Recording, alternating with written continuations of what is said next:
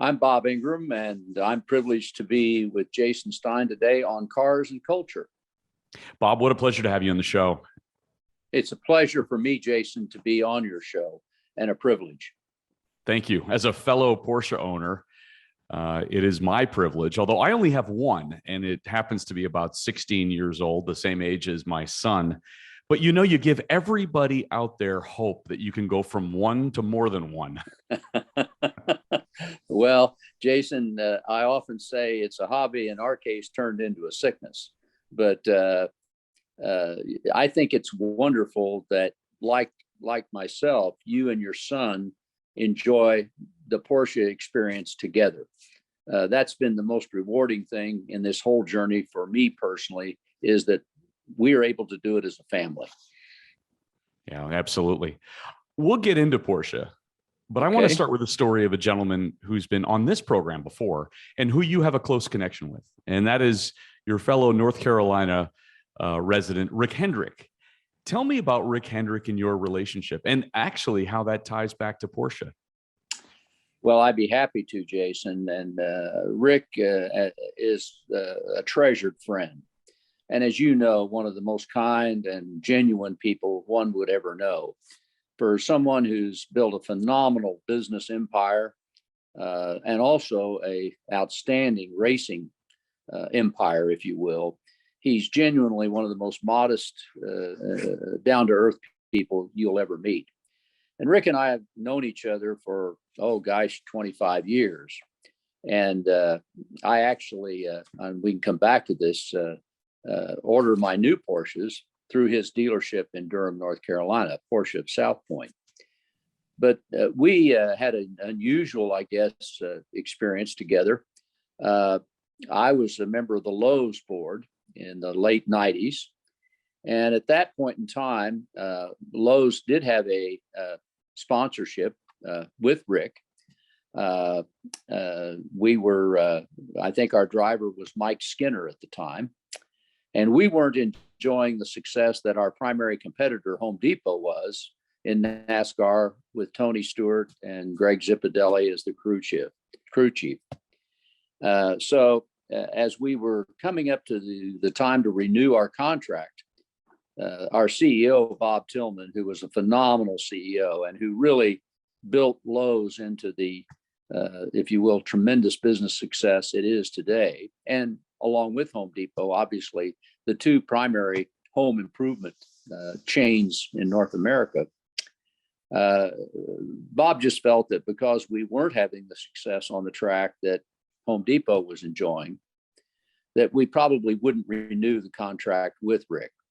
So we went out to Rick's shop that day to talk with him about this and deliver, if you will, that message. And knowing Rick as you do, Jason, he was the consummate gentleman, welcomed us and preempted us really in saying that they were disappointed, meaning Hendrick Motorsports, in their performance. And he would quite understand if we had reached a decision not to continue the partnership. But ironically, he said Ricky, God rest his soul, his son, and Jeff Gordon had found this young man that they were going to put in the 48 car, and that he was there that day, and would we by chance just be interested in meeting him? So and in through the door walks Jimmy Johnson. and the rest, as they say, is history. Wow. We had a delightful visit with Jimmy, and I'll never forget Bob, asking Jimmy basically one question, and that is, can you win? And of course, Jimmy, again, consummate gentleman that he is, said, well, he couldn't guarantee that at that point, but that he knew that given the quality of the equipment and the team support that he would get as part of Hendrick Motorsports, that he had a good chance to win. And probably if he didn't win, Mr. Hendrick would replace him. Well, as you and your listeners know, that became, I believe, the longest running single sponsorship with the same driver and same crew chief, Chad Knaus, in the history of NASCAR, and obviously produced six championships. So it was just another case where Rick Hendrick is not only a great friend, but does business deals. And as you interviewed Rick, he enjoys doing deals.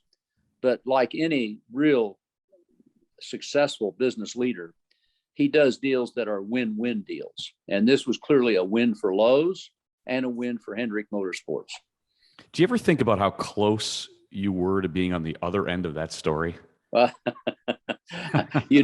There's an old saying, Jason, that success has 1,000 fathers and failure's an orphan.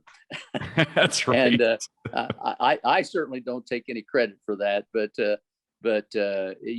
had we not renewed, who knows who would have picked up that sponsorship, and would they have stayed with it for 16 years? You just don't know. But I think, it was, again, a win-win, because not only was Jimmy tremendously successful, 6-time champion, but as you know from interviewing him, he's a great ambassador for motorsports, for NASCAR, for Hendrick, and for Lowe's. Whenever we would have a new Lowe's store opening, depending on Jimmy's schedule, he would make himself available for that opening.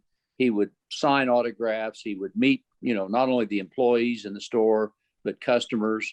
And the demographics of the NASCAR crowd, and both the Lowe's customers as well as Home Depot customers, there's a very strong overlap. So it was, in every sense, a win-win agreement.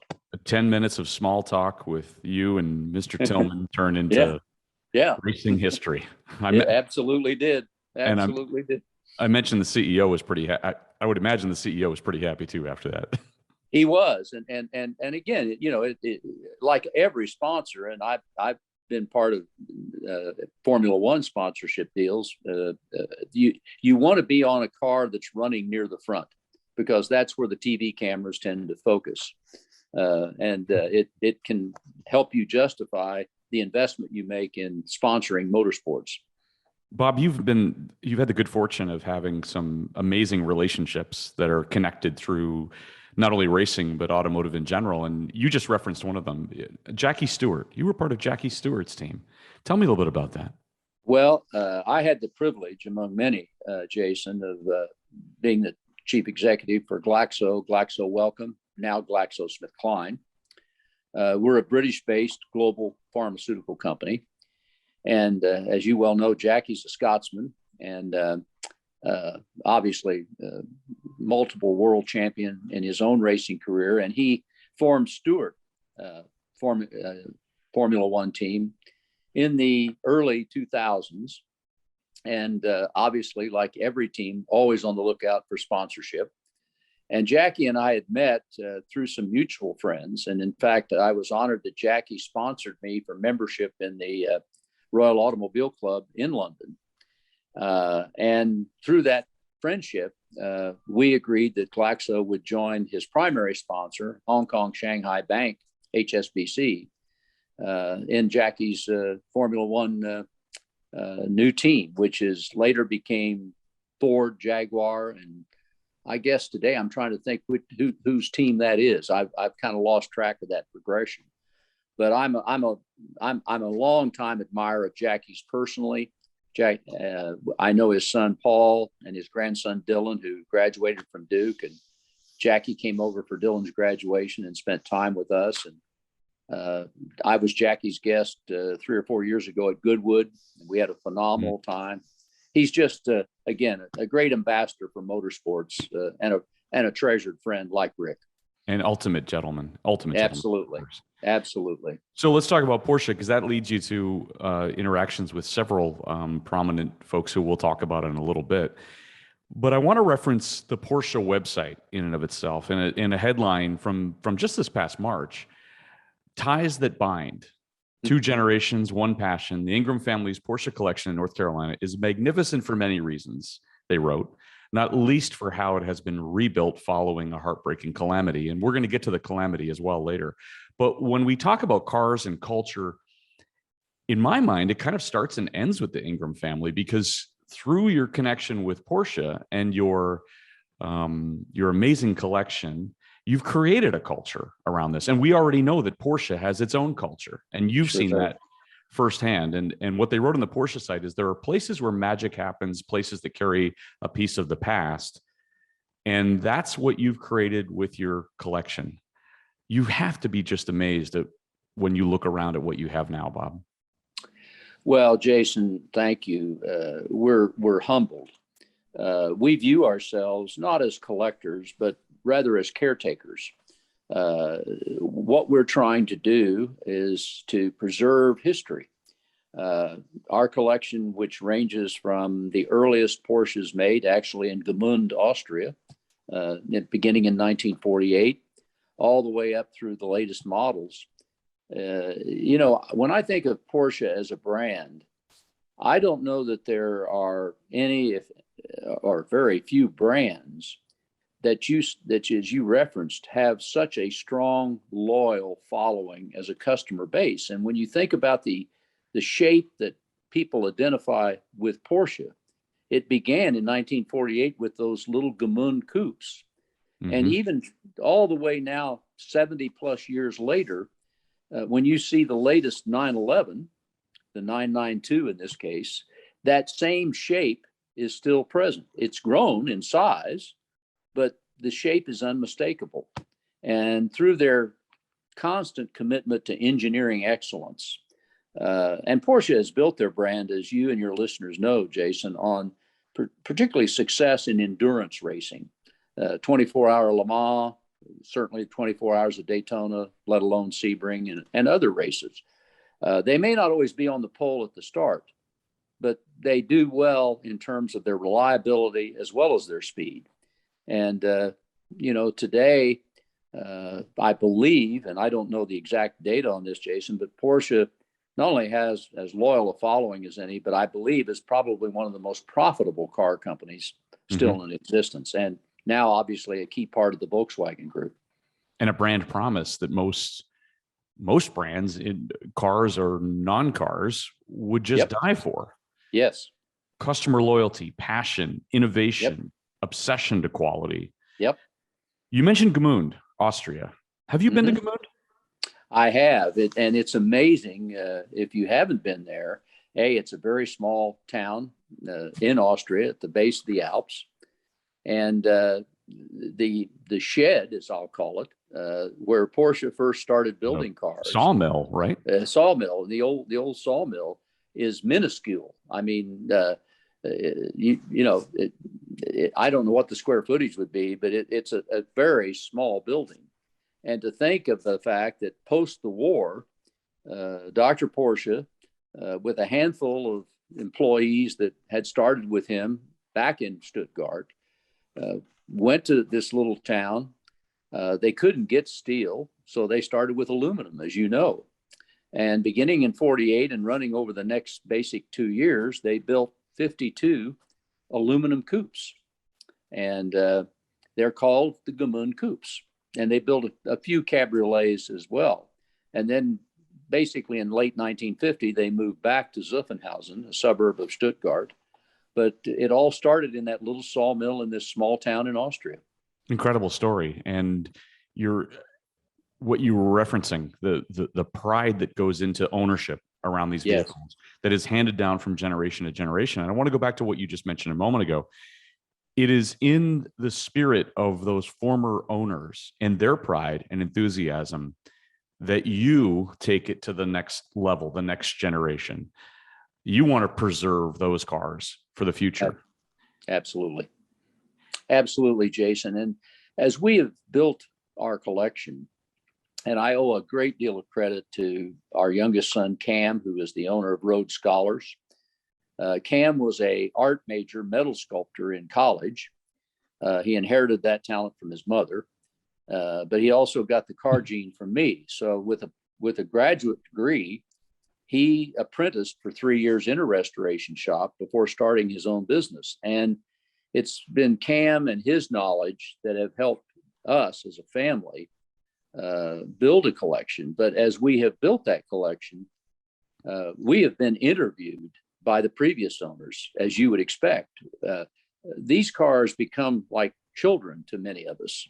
And as you pass them on, you want to be sure and confident that the person or people that you're passing that treasured, if you will, car onto is going to treat the car as well, if not better than you did. And you and I know, and your listeners, I'm sure, know that oftentimes people buy cars thinking that they can flip them or resell them and make a profit. And that's certainly been true in many cases for classic cars and for Porsche particularly. But we've never done that. When friends ask me what Porsche they should buy as an investment, my response, Jason, is always, well, I've never bought a car as an investment. I bought the cars I loved. I've tried to buy the best examples we could find. And in doing that, to your point, people who have those caliber of cars, while I was interested in examining the car, they were equally, if not more, interested in examining me and making sure that I was the type of person, and we were the type of family that they would want that car to be passed on and taken care of. And for that reason, we take great pride and great responsibility in preserving these cars. It's the same philosophy that another show guest here on Cars and Culture, Jay Leno, a mutual friend of ours, he has the same philosophy. He has the same philosophy as he approaches his folks who want to sell cars and those who want to sell the cars to him in equal parts of the transaction, what he's acquiring and also what they're giving up. Exactly. And Jay lives through the same philosophy. Cam, your son, once said the most exciting thing is the stories behind the cars. Through the collection that you have, your family becomes part of contemporary history of the cars and the people. What a great legacy to be able to hang on to.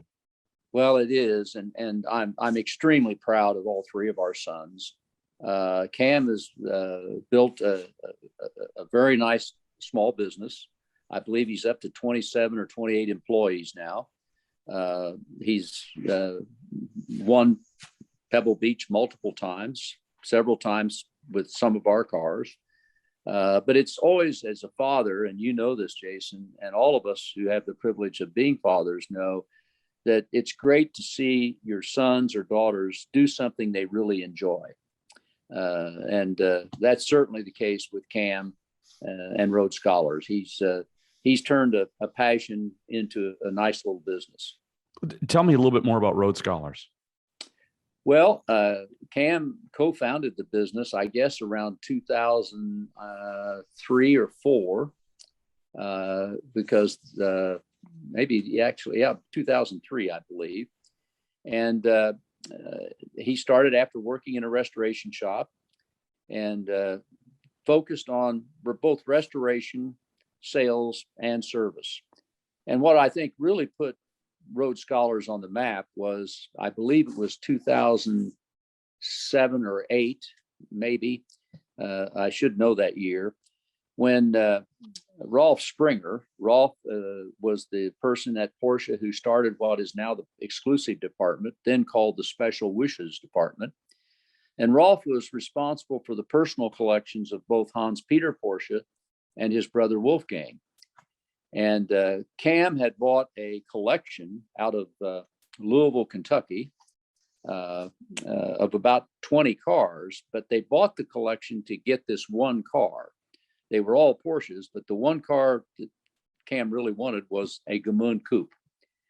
And to make a long story much shorter, after acquiring the collection, including the Gamoon Coupe, they sold the Gamoon Coupe to Hans Peter Porsche through Rolf Springer. And Rolf, when he came to inspect the car, made the decision to recommend purchase. But then after talking with Hans Peter about the car, they said they wanted Cam to restore the car. And then Rolf paused, and I was there that day, and he said, we would like to have it accepted at Pebble Beach. And then he paused again, and he said, and we would like to win. No pressure. Not a small feat. And as you and I know, Pebble Beach is by invitation, so there was no guarantee, they could be invited, but they were. And fortuitously, they won their class. And that really was a wonderful, if you will, foundation for Rhodes Scholars to build their brand. And for me, the most memorable day of that whole experience was we trailered that little Gamoon coupe all the way from Durham, North Carolina to Monterey in a one-car trailer. We pulled into the lot there at Pebble Beach, which I know you and many of your listeners have seen, and you have all these 18-wheelers. And here we came in with this little one-car trailer. And the next day after we got there, Rolf brought Wolfgang Porsche, Hans Peter's brother. Hans Peter wasn't able to travel at that point. He now is. And Wolfgang wanted to see this car. So we pulled the car out from the little trailer, and Rolf and Wolfgang Porsche inspected the car, speaking in German, for about 45 minutes. And at the end of that, Wolfgang Porsche walked over to our son Cam, stuck out his hand, and said, "Better than we'd do at the factory." And it was a very emotional moment for us as a family. And after that, everything changed. Business more than doubled. The shop quickly became so busy that it was described as an all-consuming marriage, I believe. 6,000 square feet of a service center. You've got, there are some estimates of as much as $20 million in stock across almost 24 cars at any one time.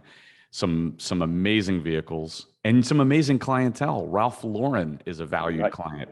Jerry Seinfeld is in near constant communication. It is remarkable. I pinch myself, Jason, when I walk into Cam's shop, and on any given day, there may be one or more 550 Spiders, one or more 904s, one or more RSKs.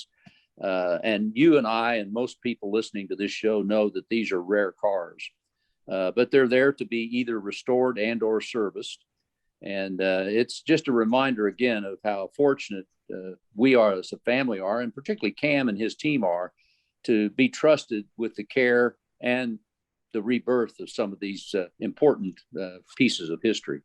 So let's go back to Gmünd and humble beginnings in Austria and how Porsche started. And let's now complete the circle with Bob Ingram, who comes from Charleston, a small city in rural Illinois. You describe humble circumstances. You earned your first money next door to the schoolhouse in the corner shop run by your single mother. Yep. And you once said you saved it all up to buy the coolest ride in town when you finally got your license. So I know you grew up a Chevy guy originally. That's so what right. was the vehicle? Well, all of that's accurate. My mother raised me as a single parent in a small town, and she ran the businesses that her father, my grandfather, started. The town was a county seat, and the business district, as you would appreciate, Jason, was the square around the courthouse. Mm-hmm. And we had a department store and a 5 and 10 cent store and a couple other stores. And after school, I would walk literally a block to the stores, and I would end up sweeping the floors, she taught me how to make change, and what I learned most was how to treat people, both customers and employees. And so she also taught me to save my money. And so I started when I was 6 years old. So when I turned 16, I had saved enough money that I could order a new Chevrolet. Wow. And in 1957, I ordered a new Chevrolet Bel Air. And of course, I had to have a 283 with fuel injection. and she had to sign for me. But I really thought I was the king of the root beer stand for a while. And well, you would have been at 16. And but it was a great town to grow up in. I still know by name all of my teachers. They were all women. Of course, in those days, teaching was probably as good a job as women could get in a small town. That's changed. And they were all friends of my mother's, Jason. So if I did something at school that wasn't up to her expectations, she knew about it before I got home. That's right. But from there, I worked my way through undergraduate school with several jobs, including working in my mother's store. And I also took on a part-time job keeping books for the local Chevrolet dealer, who was a friend of my mother's and from whom I bought that first Chevrolet. And it taught me a little bit about the, if you will, back end of the car business. And I thought someday if I could just be fortunate enough to have a Corvette, I would be really fortunate. And it wasn't until 1971 when we went to visit for Thanksgiving a mentor of mine who was instrumental in my career as in the pharmaceutical field. And he had just taken delivery of a brand new 1971 911S. And it was the first time I had ever ridden in a Porsche. And at some point after riding in it, he let me drive it. And I came world changed. World changed. I came home that day and said to my wife, Jeannie, someday I'm going to own a Porsche. And we didn't buy our first one until 1992. So, 20 years later. When you're growing up in Illinois, a foreign car was a Studebaker, right? It sure was. Yeah. We weren't a big enough town, Jason. We had a Chevy dealer. We had a Pontiac dealer. We had we didn't have an Olds or Cadillac. We weren't big enough. I believe we did. We had a Buick dealer. And of course, we had a Ford dealer who also sold Mercuries, but wasn't big enough to sell Lincolns. And we had a Plymouth dealer that also sold Dodges and I believe DeSotos, but we weren't big enough to have a Chrysler. So it was a small town. And Studebaker was a foreign object when on the rare occasion we'd see one. Do you ever think about that ride in 1971? And I know that you see yourself and your family as stewards of the Porsche name, and that's wonderful for you and for Porsche. But do you think that same passion would have been summoned had your friend who introduced you to the brand instead have owned a Ferrari?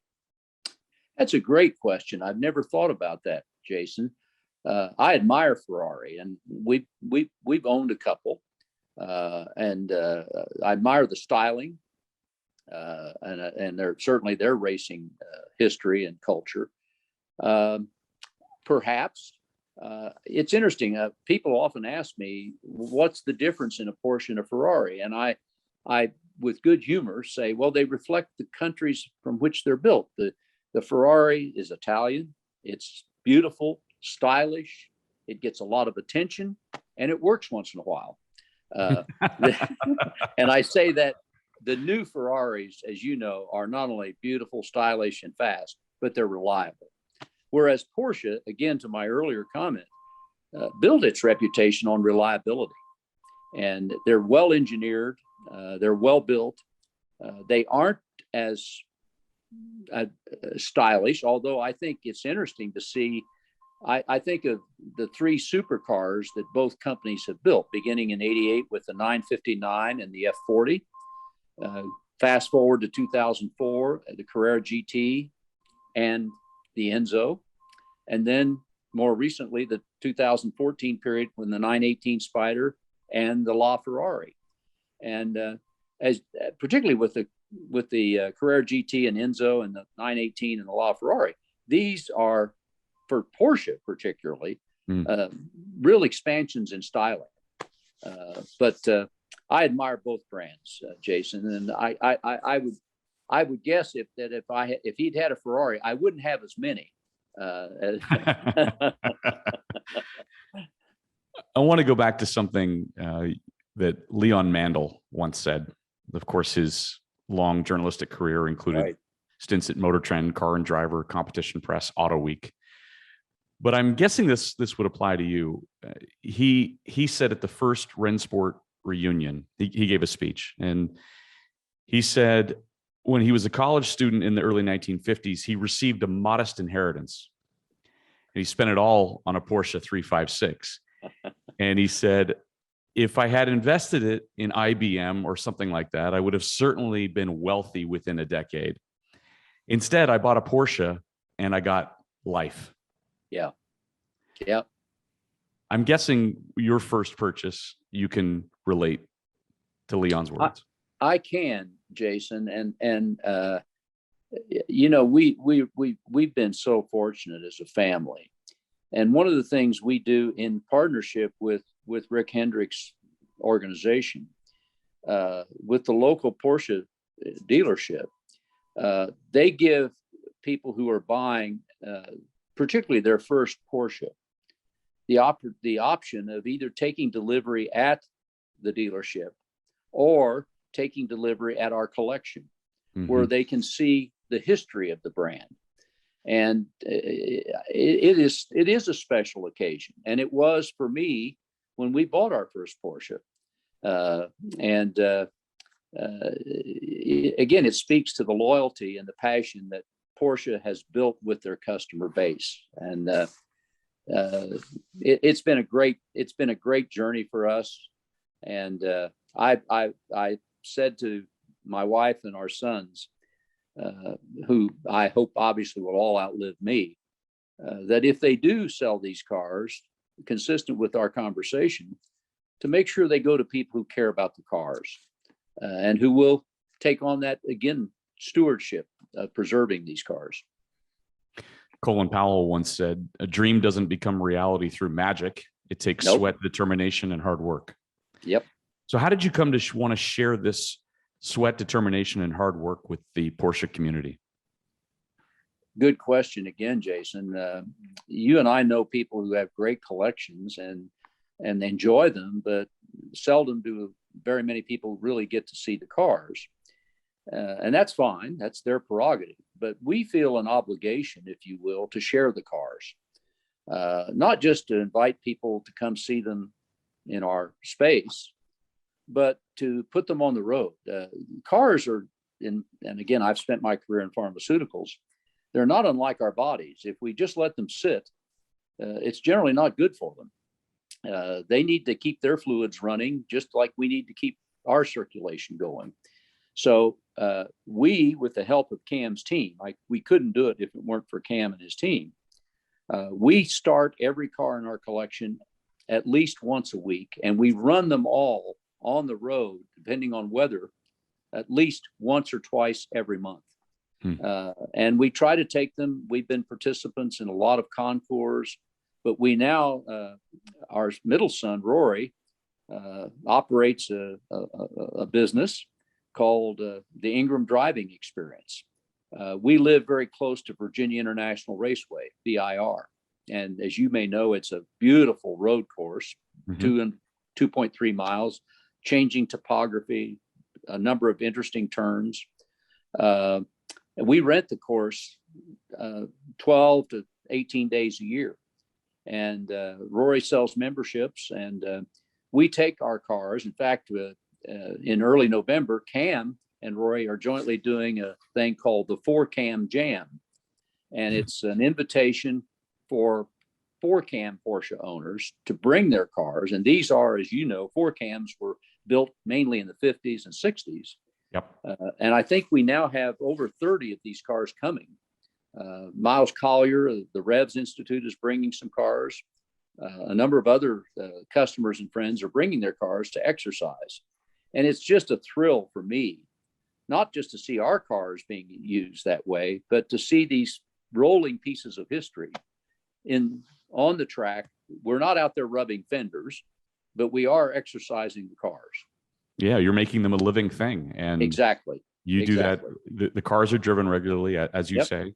And you also use the collection as a setting for charity events. Exactly. In North Carolina. You use your cars when you can.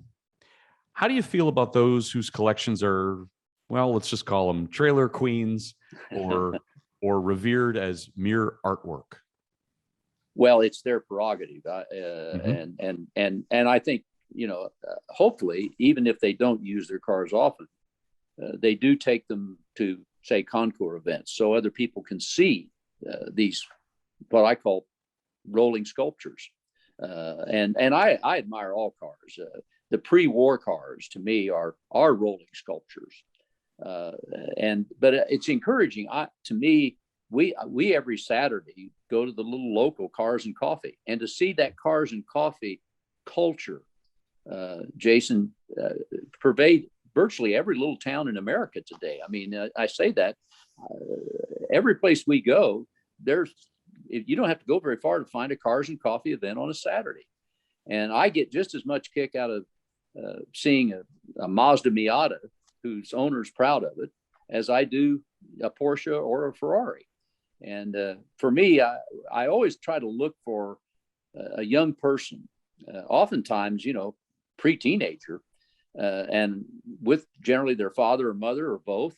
And if they're interested in the car, I not only am happy to share the car with them and tell them about it, but let them sit in the car, let them start the car, because somebody did that for me. Yeah. And as you and I know, you create somebody who may take this on as a passion and hobby for the rest of their life. And yeah, well I said. think I just think that we don't rank and rate our friends. We're lucky to have the ones we have.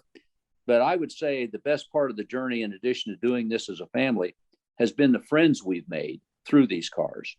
Really Worldwide. nice community. Worldwide. A lot of. Yep. And speaking of worldwide, Porsche at one point said that even the executives in Stuttgart themselves called the Ingram collection a, quote, breathtaking review of automotive design history.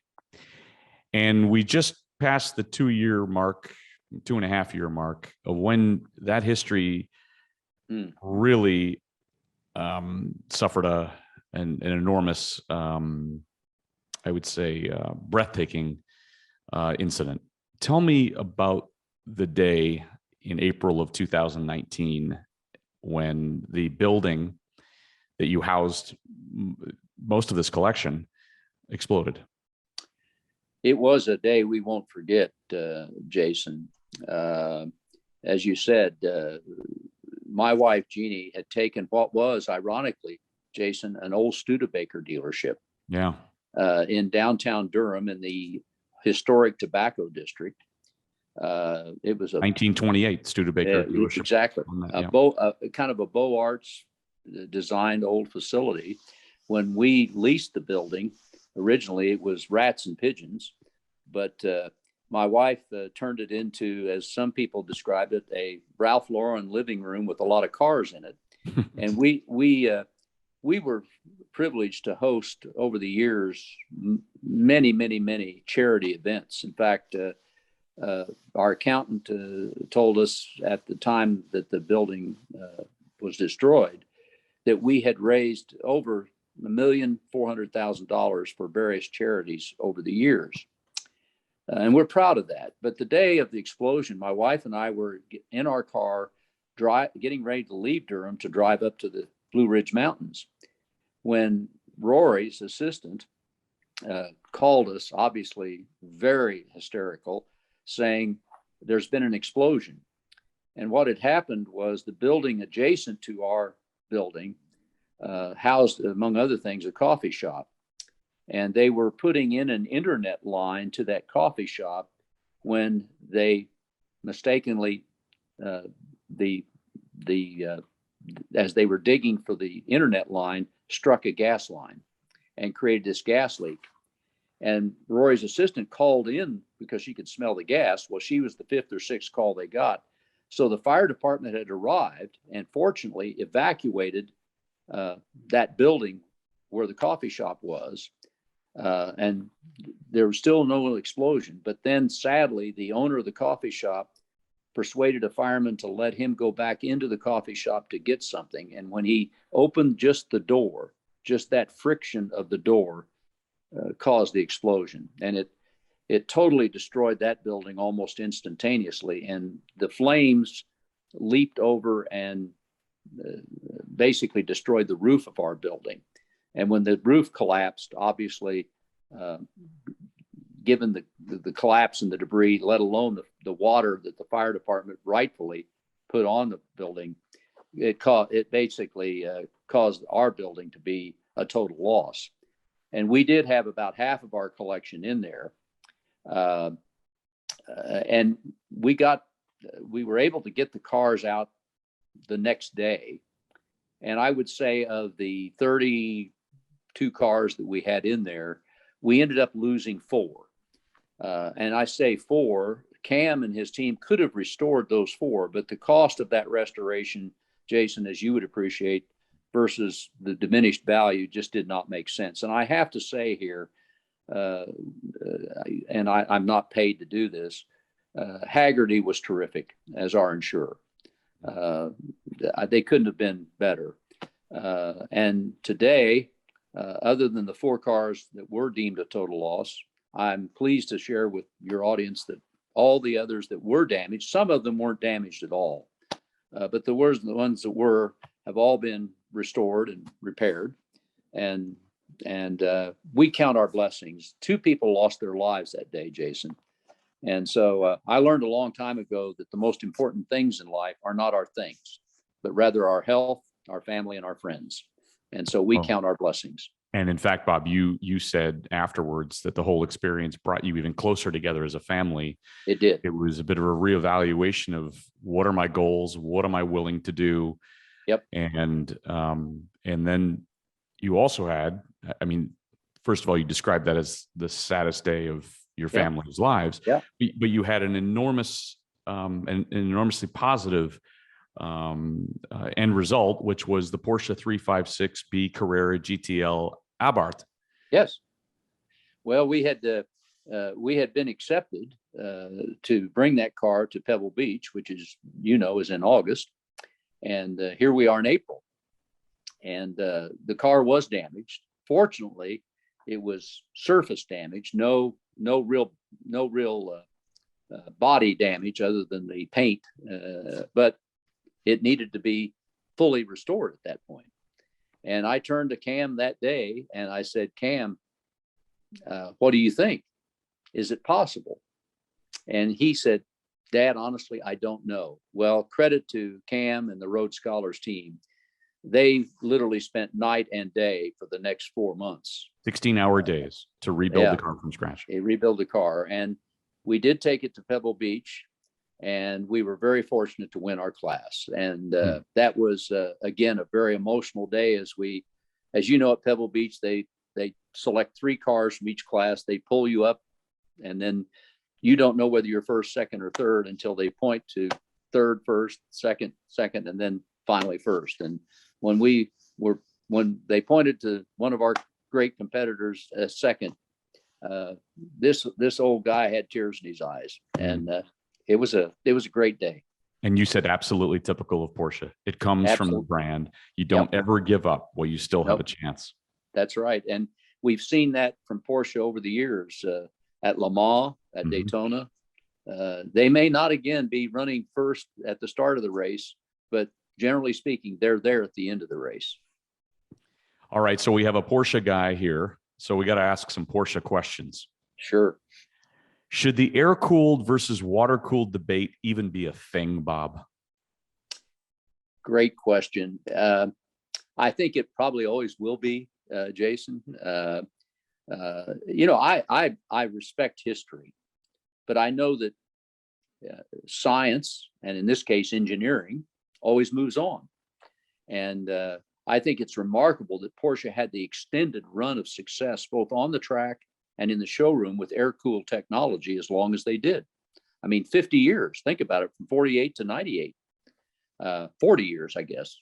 No, 50, that's right, 50. And now with the water-cooled technology, they're able obviously to take that performance to yet another level.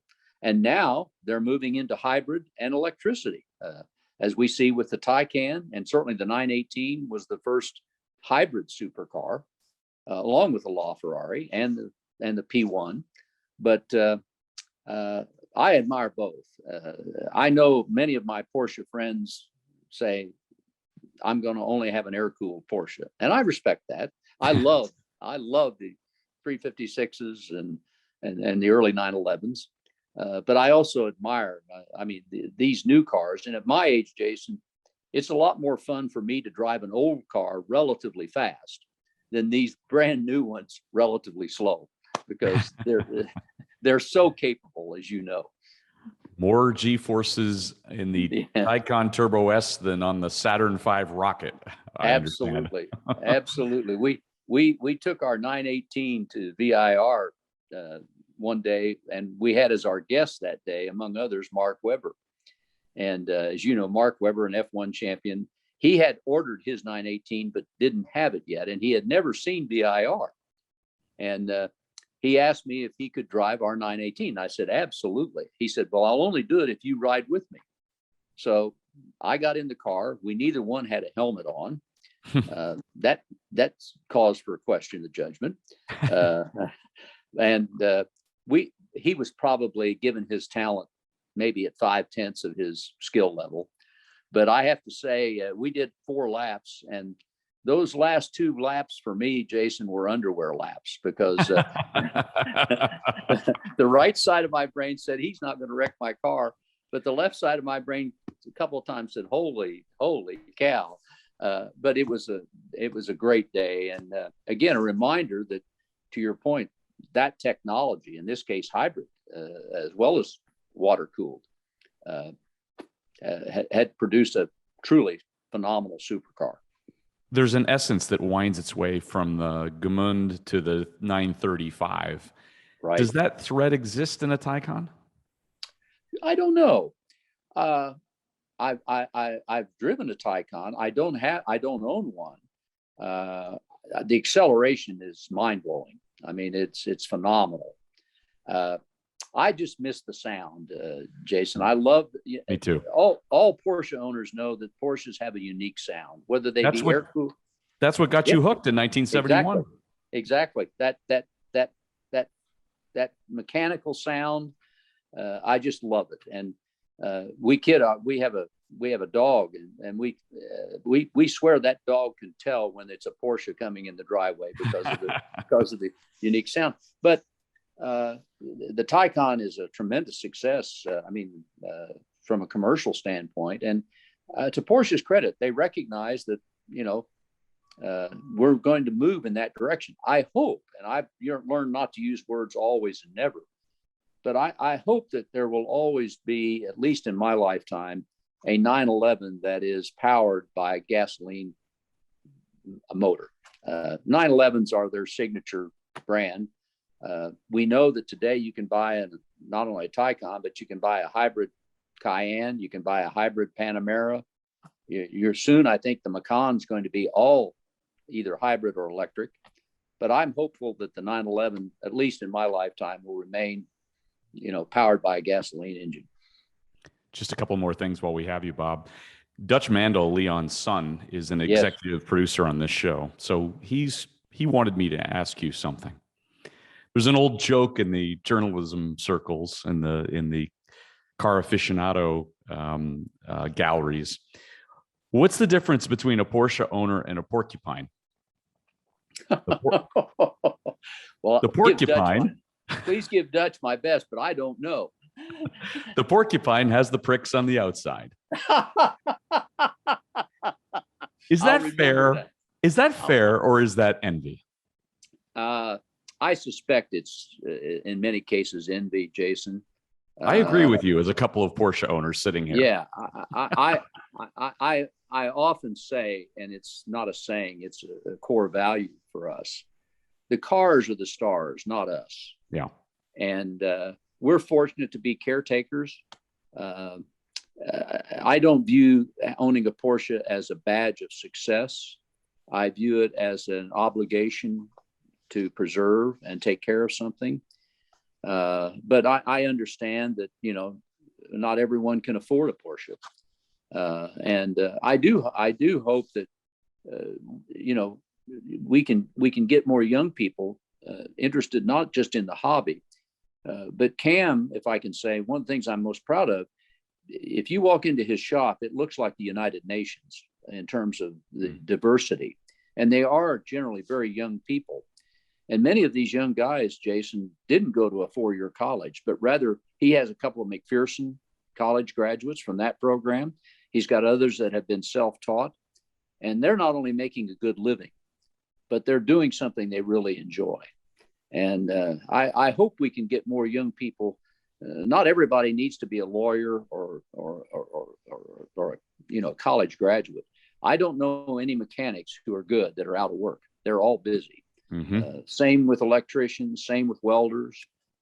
My point is, I think having a trade which you're good at is a very honorable profession. And for those of us in the car hobby, we need those craftsmen. Bob, I speak for a generation of Porsche owners who would say, thank you for getting into that car in 1971. Coincidentally, the year that I was born. Wow. And keeping on as it relates to the Porsche heritage. Jason, this has been a pleasure and a privilege to be on your show and to share our mutual passion for this wonderful brand. But thank you for doing what you do to make our hobby what it is for all of us. And that's an enjoyable experience that we share. Thank you, Bob. My privilege. Thank you. The automobile is one of the most important inventions that revolutionized the modern world. In America, the rich history of car culture runs deep as technology continues to shape the future of the industry. Jason Stein, former publisher of Automotive News, is here to share the stories of people passionate about cars, from industry leaders and innovators to car-obsessed celebrities. Buckle up as Jason takes you inside the boardroom, onto the track, and around the bend on Cars and Culture on SiriusXM Business Radio.